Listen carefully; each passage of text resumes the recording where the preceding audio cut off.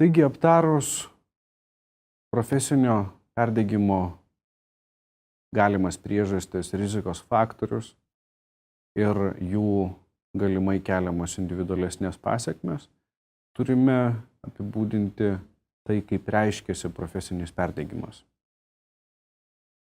Aktualu įvardinti, kad profesinis perdegimas visų pirma yra psichologinis nuovargis ir tęstinė frustracija, kurią sukelia atsidavimas idėjai, veiklom, kai pastarosios nepateisina vilčių.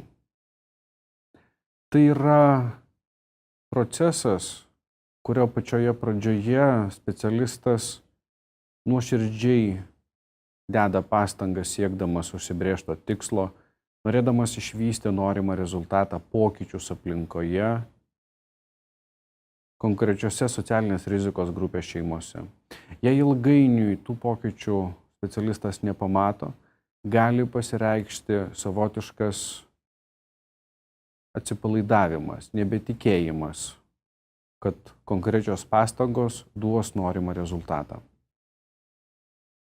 Gali pasireikšti būsena, kai ne tik nematoma prasmės veikti, tačiau nebėra jėgų konstruktyviai, efektyviai ir savalaikiai veikti. Perdegimas gali būti lyginamas su stresu, kurio priežastis – sėkmės troškimas.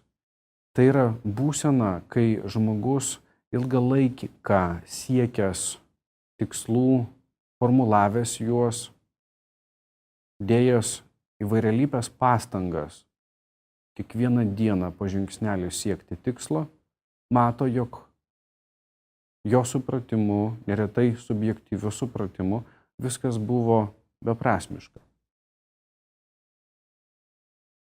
Jog didelė tikslų dalis yra nepasiekta arba tikslo pasiekimo kokybė neatitinka individualiai keliamų reikalavimų.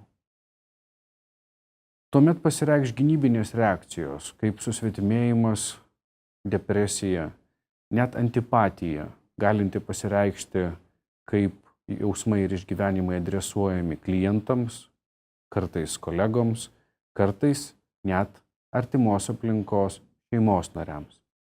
Ši būsena sąlygoja neigiamas nuostatas aplinkos, darbo, gyvenimo, apskritai atžvilgių. Profesinis perdegimas gali pasibaigti ir labai baisiai savižudybę. Kartu su pasyvumu ir apatija pasireikš žemas emocinis tonusas, jaučiamas energijos trūkumas pasitikti kitą dieną, susitikti su kitu klientu. Šalia negatyvių išgyvenimų pasireiškia negebėjimas pailsėti ir jau vakare pasireiškiantis apgailestavimas dėl to, kad ryte reikės keltis ir eiti į darbą. Reikės spręsti problemas ir priimama nuostata, jog bet kokios pastangos spręsti socialinės rizikos grupės žmonių problemas, prisidėti prie jų pozityvaus vystymosi, bus beprasmiškos. Nyksta teigiami jausmai klientams, užuojauta, pagarba, nebesugebama pastebėti teigiamų poslinkių, žmogiško bendravimo, žmogiško kontakto iš klientų pusės, stengimusi padėti iš kolegų pusės. Visi asmenys, besistengiantis konstruktyviai, draugiškai, šiltai ir atjaučiančiai bendrauti, gali būti pradedami vertinti negatyviai. Kiekvieno jų patarimai gali būti atmetami ir gali būti reikalaujama pagalbos. Pagalbos, kuri pasireikš šiurkščių reikalavimų, apatija reikalavimų netenkinantiems asmenims, artimo kontakto su klientu vengimu, formalumo įsivyravimu bet kokiose veiklose. Tokiai būsenai socialinis darbuotojas mato tik dvi kliento veiklos pozicijos – negatyvias arba išskirtinai pozityvias. Pats socialinis darbuotojas gali nebesugebėti ieškoti smulkių tikslų ir norėti tik maksimaliai efektyvaus ir prosocialaus pokyčio socialinės rizikos grupės šeimoje.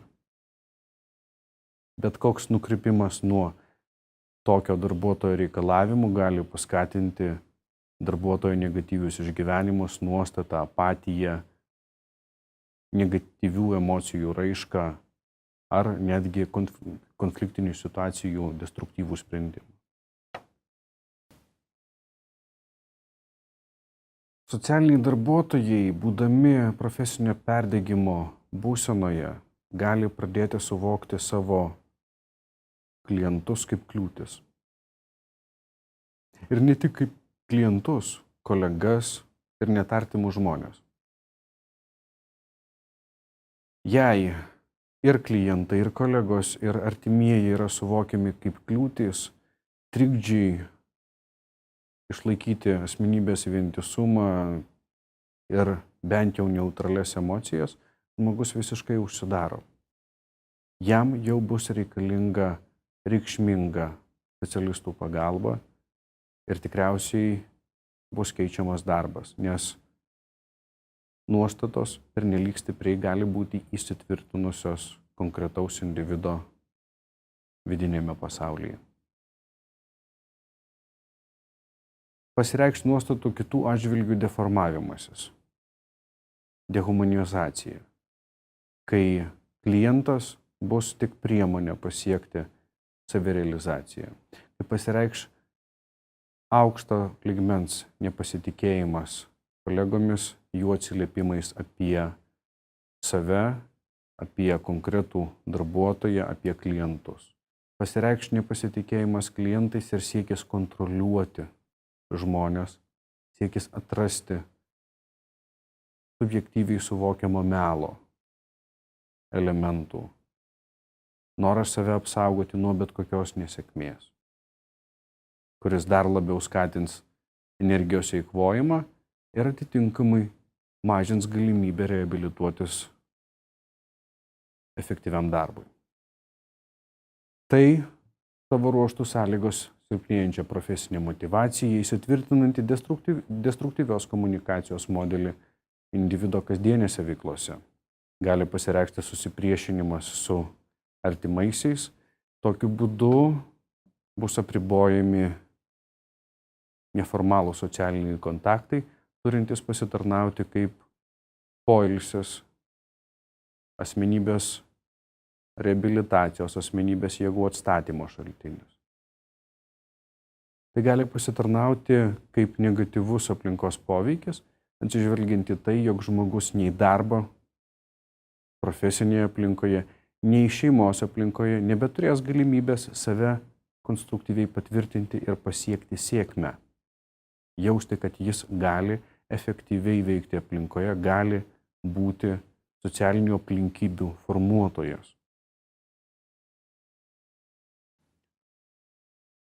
Profesinio perdegimo sindromas pradeda formuotis įkvėpimo faze. Šioje fazėje darbo veiklos konkretų individą domina, sąveika su klientais pasižymi konstruktyvumu ir efektyvumu. Darbuotojo veiklos aspiracijos yra aukšto lygmens, jaučiamas ryškus atsidavimas darbui. Tačiau šioje fazėje, šioje būsenoje aktualu realistiškai vertinti keliamus veiklos tikslus. Išlaikyti asmenybės ribas, remtis sėkmingos veiklos pavyzdžiais, nuolat kontaktuoti su kolegomis, ieškoti atsvaros darbo krūviams, poilsio laiku, palaikyti šiltą kontaktą su šeimos nariais, draugais. Labai aktualu nepasilikti su neišspręstom problemom ir jauduliu vienam. Čia neretai pasitarnauja supervizija, konsultavimasis su vadovybe, komandinis darbas ir kiti metodai leidžiantis žmogui palaikyti būtiną kontaktų kiekį. Jei ilgainiui dedant pastangas darbe tengiantis pasiekti maksimalaus rezultato, nėra sulaukiama savęs patvirtinimo, susidomėjimas darbu krenta. Jis gali būti netgi prarandamas visiškai. Šioje profesinio perdegimo stadijoje darbas praranda patrauklumą. Jom nebe tik nesidomima, bet kiekviena veikla, kiekvienas žingsnis ar net pati mintis apie darbą ir kitas profesinės veiklas, kontaktas su klientu yra nepatrauklios, atstumiančios, nenorimos. Tuo metu socialinis darbuotojas nebenori galvoti apie darbą ir spręsti profesinių problemų. Jis mėgaujasi tik laisvu laiku, laukiamomis šventėmis ir turi itin ryškų neformalios komunikacijos poreikį. Netgi darbo laikas išnaudojamas neefektyviai, kas gali savo ruožtu paskatinti aktyvesnę profesinio perdegimo raišką. Netgi darbo metu užstringama ties neformalia komunikacija, pabėgimu nuo darbo dienos uždavinių sprendimo ir žmogus, jausdamas, jog jo kasdienės veiklos vis mažiau efektyvios, jog profesinė prasme aktualūs rezultatai išvis nebėra pasiekiami, tampa vis pasyvesnis, vis mažiau norintis spręsti problemas, dirbti, veikti, tobulėti profesinė prasme. Šioje stadijoje aktualu stiprinti savimotyvaciją darbui, saviugdai, kurti trumpalaikius veiklos tikslus, leidžiančius žmogui patirti sėkmę, leidžiančius patvirtinti save kaip galintį efektyviai ir konstruktyviai veikti žmogų. Tai aktualu, nes reikia reabilituoti profesionalą jo darbinėje veikloje.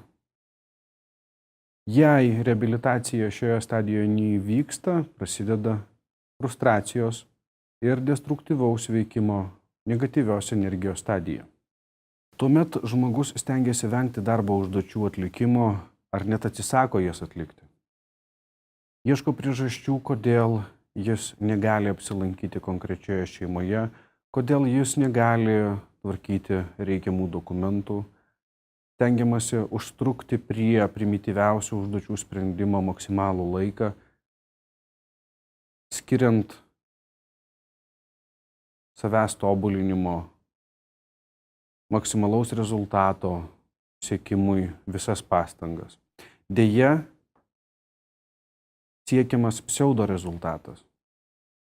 Turiu omenyje situaciją, kai žmogus pasiekia ne patį geriausią rezultatą, tačiau itin smulkmeniškai tikrina kiekvieną atliekamo darbo aspektą ir eikvoja darbo laiką, simuliuoja darbą. Tuomet yra nepasitikima atliekamų veiksmų prasme, abejojama paslaugų teikimo klientams efektyvumu, stengiamasi tikrinti klientus aibę kartų, tokiu būdu formuojant destruktyvios komunikacijos pagrindus, skatinant susipriešinimą su klientais, mažinant paslaugų teikimo efektyvumą socialinės rizikos grupės šeimoms.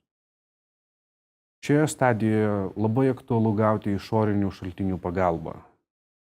Būtina reaguoti į kolegų patarimus, remtis jų patirtimi, gauti palaikymą iš šeimos.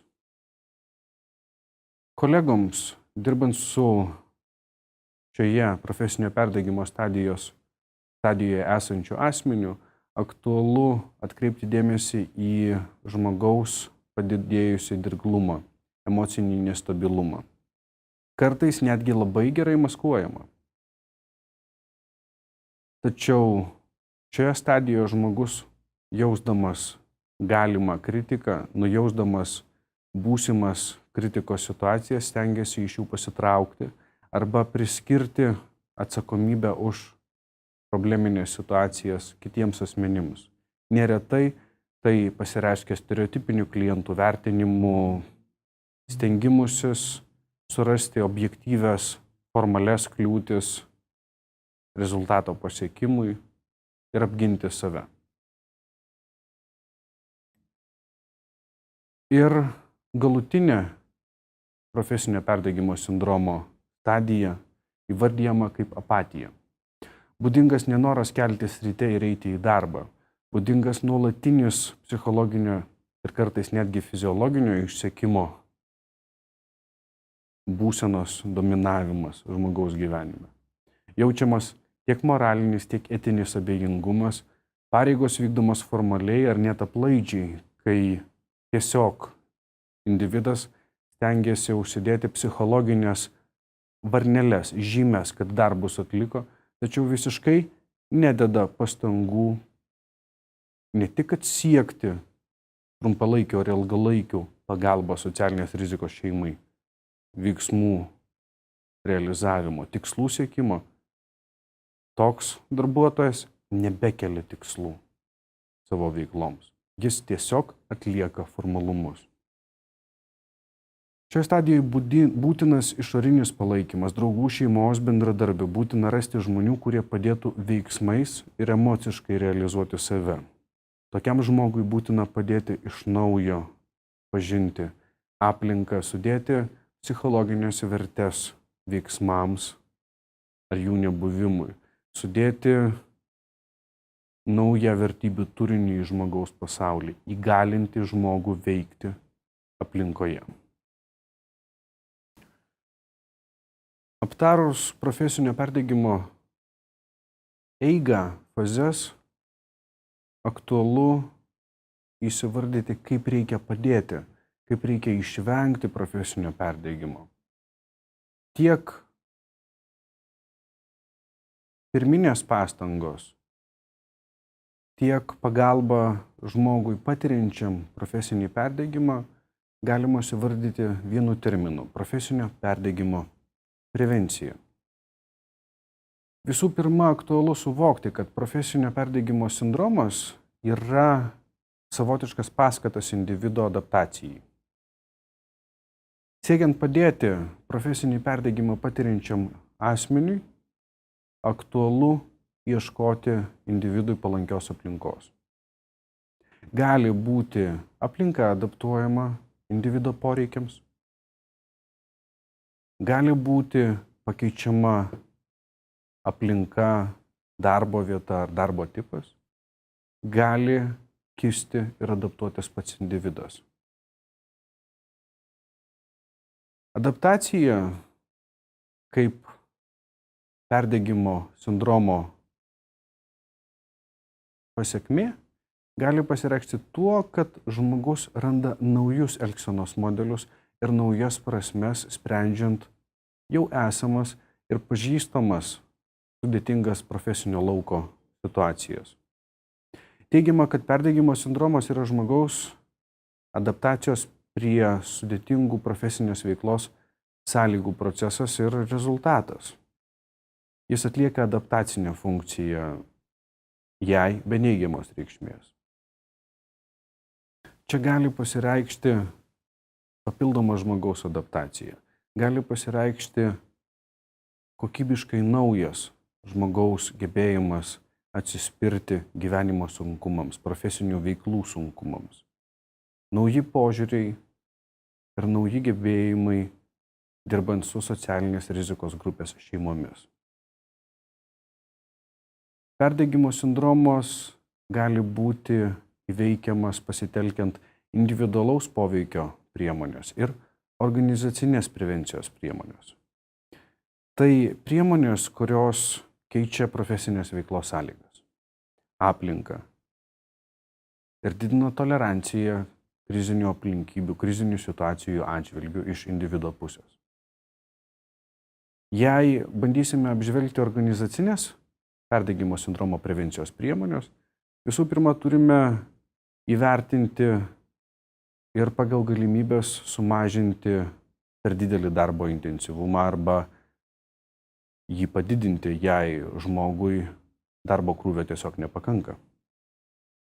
Išskirti tinkamus trumpalaikius ir ilgalaikius tikslus ir nustatyti reikiamus prioritetus. Padėti jaunam, neretai specialistui adaptuotis darbo aplinkoje, padėti jam augti tiek kaip profesionalui, tiek kaip asmenybei, platesnė nei profesinė prasme. Kiekvienas individas, kiekvienas profesionalas turi aiškiai apibrėžti savo kaip specialisto atsakomybės sritį ir neprisimti atsakomybės už kitų žmonių veiksmus. Tokiu būdu organizacijoje aktualu palaikyti išskirtinai konstruktyvią komunikaciją, kurioje aktualu vengti psichologinio smurto, mobingo, kurioje aktualu palaikyti komunikaciją be smurto, kurioje aktualu padėti žmogui augti, atskirti savo emocijas, savo poreikius, savo norus ir numatyti veiksmus, kuriais žmogus gali tenkinti savo ir organizacijos poreikius. Individualesnėme lygmenyje, tačiau vis dar organizacinių priemonių lauke aktualu išmokyti žmogų pasakyti ne tuo atveju, kai yra pavedamos naujos užduotis, kurioms nėra galimybių atlikti. Ar laiko, ar kompetencijų kriterijais besiremiant. Aktualu kiekvienam specialistui išmokti efektyviai naudoti savo laiką, sukurti individualų darbo ritmą, kuris leistų optimaliai išnaudoti turimus resursus. Aktualu palaikyti darbuotojus ir formuoti jų komandą.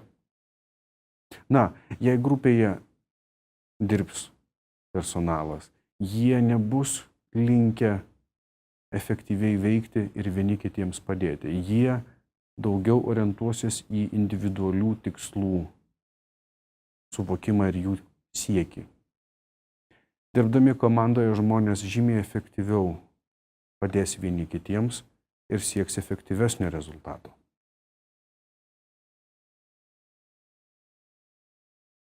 Aktualu ieškoti būdų, kaip paįvairinti darbuotojų darbą, sumažinti monotoniją. Aktualu bendradarbiauti vadovybei ir specialistams dėl pertraukų, kai darbas yra per intensyvus, kai reikia tiesiog atsipalaiduoti po įtemptų situacijų, kai reikia gauti laiko tam, kad atstatyti vidinius resursus. Aktualu rasti ir tą individualią erdvę, kur bus galima atstatyti psichologinę pusiausvyrą patyrus psichinės atakas iš klientų pusės, kur bus galima gauti kolegų pagalbos tomis akimirkomis, kai spręstini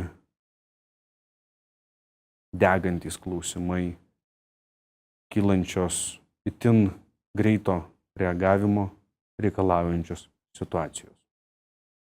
Organizacinėme lygmenyje aktualu tikslinių pertraukų metu laiką skirti maloniam bendravimui su kolegomis, jėgų atstatymui. Tai turi būti ne tik einamųjų klausimų aptarimas, tai turi būti ir bendrosios temos, leidžiančios žmonėms perkelti dėmesį nuo darbe aktualiausių problemų prie asmeninio gyvenimo, prie draugiško bendravimo. Tai aktualu tam, kad leisti žmogui dirbančiam įtemptą protinį darbą, pailsėti, pakeisti temas ir vėl galėti perkelti dėmesį prie darbo problemų pasibaigus pertraukai. Aktualu sukurti unikalų dienos baigimo ritualą, kai stengiamasi nesinešti nemalonių darbinių situacijų namo į šeimą, kai stengiamasi išvalyti savo mintis tam, kad kokybiškai pailsėti ir atėjus naujai darbo dienai galėti, reabilitavus save, efektyviai spręsti pačias įvairiausias kylančias darbo lauko problemas.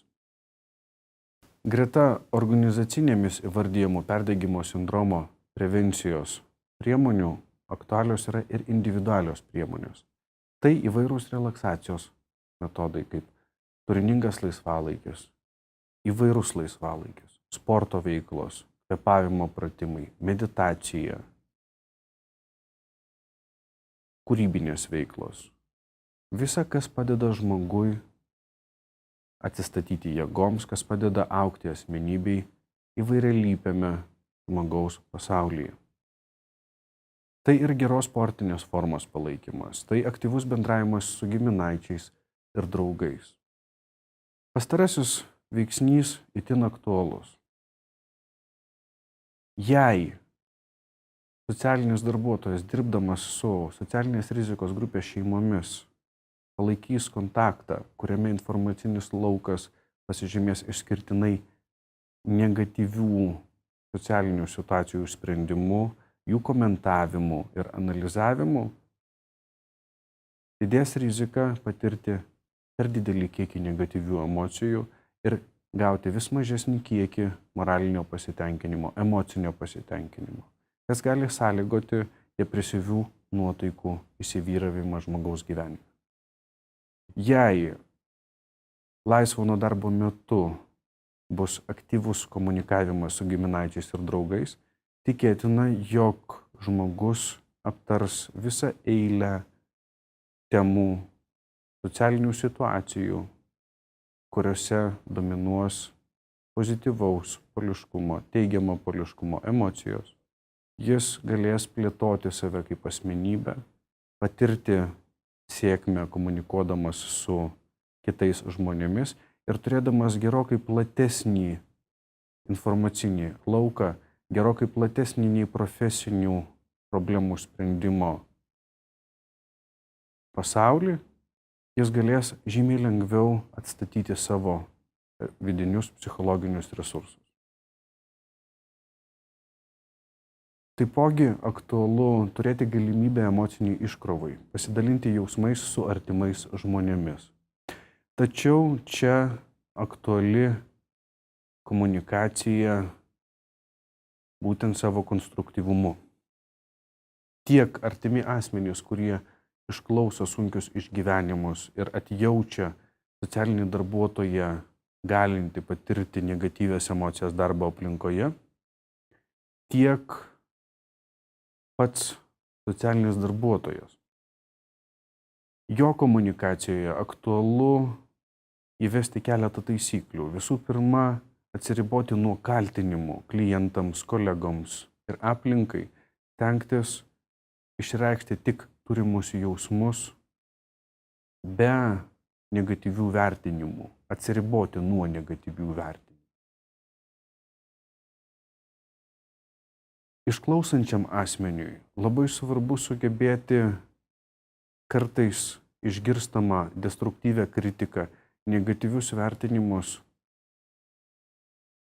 išgirsti ne kaip psichinę ataką, ne kaip destruktyvų elgesį, bet kaip žmogaus nuoskaudas. Išgirsti jas kaip žmogaus emocijų išraišką, kaip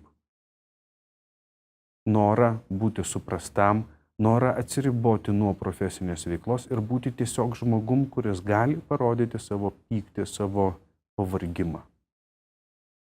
Todėl ir draugiškai bendraujant, neformaliai bendraujant tarp kolegų, aktualu sugebėti teikti pagalbą vieni kitiems. Kartu reikšmingas individualus veiksnys galintis padėti išvengti perdegimo sindromo, tai yra ir grožinės literatūros skaitimas, kino filmų peržiūros, kitų pomėgių realizavimas, kai žmogus gali atsiriboti nuo sunkių minčių, nuo sudėtingų problemų sprendimo ir nuolat kompensuoti sunkius išgyvenimus išskirtinai pozityviais jausmais ir emocinėmis būsenomis. Tam, kad palaikytų normalią žmonėms būdingą emocinio pasaulio homeostazę. Atsižvelgiant į tai, kad kiekvienas socialinis darbuotojas dirba aukšto streso išreikštumo aplinkoje, svarbu kiekvienam pasirinkti efektyvią streso įveiką ir ją nuolatos ir sistemingai taikyti. Ypatingai svarbu nuolat, sistemingai ir sąmoningai kontroliuoti savo automatinį mąstymą, racionalizuoti savo mąstymą, atsiriboti nuo stereotipų, atsiriboti nuo išankstinio vaizdinio taikymo ir išankstinio vertinimo taikymo aplinkoj. Aktualu realizuoti bendravimą be pykčio, kai žmogus visų pirma stengiasi įvardyti savo jaučiamą, kylančią, grynąją emociją, tokio kaip laimė, pyktis, nuostaba, išgąstis. Užduoti savo klausimą, koks poreikio nepatenkinimas lėmė tos emocijos kilimą. Įvardijus grynąjį poreikį, būtent grynąjį poreikį, tačiau nenorą, aktualu įvardyti, kokie ir kieno veiksmai gali padėti žmogui gyventi geriau. Tai yra įvardinti, kokie ir kieno veiksmai gali padėti patenkinti poreikį. Bendravime be pykčio tiek socialinis darbuotojas, tiek jo klientai pamažu turi išmokti suprasti, kad reikalavimai, destruktyvi kritika aplinkos atžvilgių nėra tinkama komunikacijos forma, nėra tinkama mąstymo forma. Profesinio perdegimo išvengti padės žmogaus, individo nuostata, jog aš galiu tik prašyti kitų žmonių pagalbos, tenkinant mano poreikius. Socialinio darbuotojo atveju, dirbant su socialinės rizikos grupės šeimomis, labai aktualu savo pasakyti, aš jaučiuosi gerai, kai matau, kad mano klientai atlieka konkrečius veiksmus. Būtina leisti žmonėms pasirinkti, kokiais veiksmais jie turi realizuoti keliamus jų veiklos tikslus, keliamus uždavinius socialinio darbuotojo veikloje. Jei socialinis darbuotojas fiksuosis prie noro, kaip konkretaus poreikio išraiškos, tikėtina, kad nepasitenkinimas ir negatyvūs veiksniai, emociniai veiksniai jį lydės žymiai dažniau. Todėl labai svarbu atskirti norus nuo poreikio. Ir visada prisiminti, kad pirmą aktualu identifikuoti emociją, paskui identifikuoti poreikį ir tada veiksmus galinčius padėti patenkinti konkretų poreikį.